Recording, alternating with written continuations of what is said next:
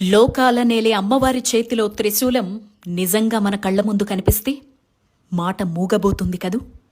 కొన్ని చూస్తే నిజమా, అదెలా సాధ్యం, ఇప్పటికీ ఎలా ఉంటుంది అని చాలా సందేహాలు, అనుమానాలు.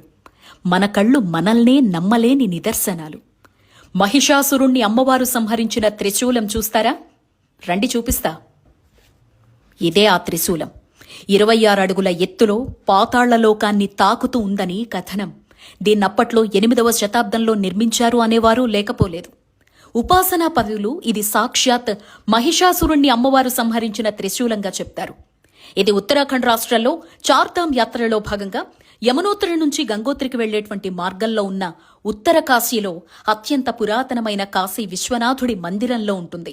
ఈ త్రిశూలంలో ఎన్ని ధాతువులున్నాయో, ఏ లోహాలతో చేశారో ఇప్పటికీ అంతు చిక్కని ప్రశ్న. అలాగే నువ్వెంత బలశాలివైనా రేణువంత కూడా కదపలేవు. అదే అమ్మకు దాసుడువై వేలితో కదిపి చూడు, కదులుతుంది. ఎంతటి అదృష్టవంతులం మనం. నేటికి సజీవ సాక్ష్యంగా దేవతలు మన కోసం ఉంచి వెళ్లినవి చూడగలుగుతున్నాం, స్పృశించగలుగుతున్నాం, దర్శించగలుగుతున్నాం.